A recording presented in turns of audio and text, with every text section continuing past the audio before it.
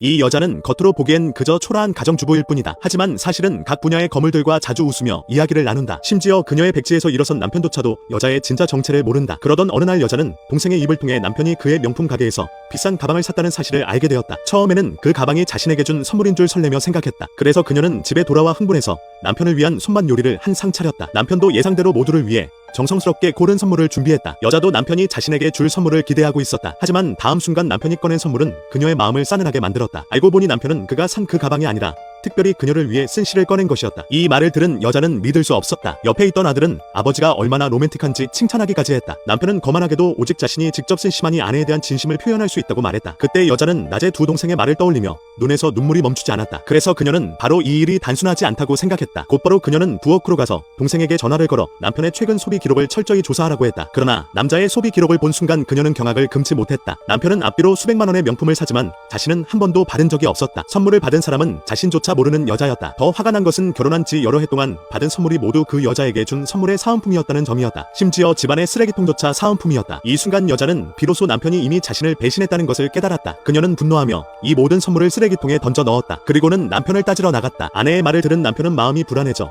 곧바로 상점에 전화를 걸어 따지려 했다. 하지만 전화를 걸기도 전에 다음 순간 명품 옷을 입은 여자가 들어왔다. 그녀가 들고 있는 가방은 동생의 입을 통해 남편이 자신에게 줄 것이라던 그 가방이었다. 그래서 그녀는 바로 이 여자가 남편이 밖에서 키우는 정부라는 것을 눈치챘다. 아내가 예상하지 못한 것은 상대방이 직접 집까지 찾아왔다는 점이었다. 그래서 그녀는 분노하며 남편을 따졌다. 하지만 남편은 그녀를 신경 쓰지 않고 오히려 정부를 돌보기 시작했다. 정부는 남편의 어머니를 기쁘게 하기 위해 직접 호화로운 연회를 주문했다. 그래서 시어머니는 아내가 정성껏 준비한 음식을 모두 치우게 했다. 이제 그들의 친밀한 모습을 본 여자는 비로소 이 집에서 자신만 속았다는 것을 알았다. 남편은 조금도 죄책감 없이 두 사람의 관계를 인정했다. 심지어 여자를 조롱하기 위해 그는 여자를 위해 준비한 노화 방지와 주름 제거용 스킨케어 세트를 꺼냈다. 남편의 정부가 고의로 여자를 모욕하는 것을 본 여자는 순간 분노가 치밀었다. 하지만 남편은 오히려 이유 없이 아내를 탓했다. 아내의 초라한 모습을 본 그는 아내의 오랜 헌신을 전면 부정하며 그녀를 집안의 무료 가정부라고 말했다. 그들 가족의 추악한 얼굴을 본 여자의 마음은 완전히 상처받았다. 지난날 두 사람의 달콤함을 떠올리며 이제는 모든 것이 변해버렸다는 것을 깨달았다. 드디어 여자는 이혼을 결심했다. 그래서 그녀는 두 잔의 와인을 가져와 남편과 마지막 작별을 고했다. 그리고 완전히 마음이 죽은 여자는 이 오랫동안 살았던 집을 떠났다. 집을 나서자마자 그녀는 동생에게 전화를 걸어 회사를 다시 맡기로 결정했다. 두 동생은 여자의 사연을 듣고 분노했으며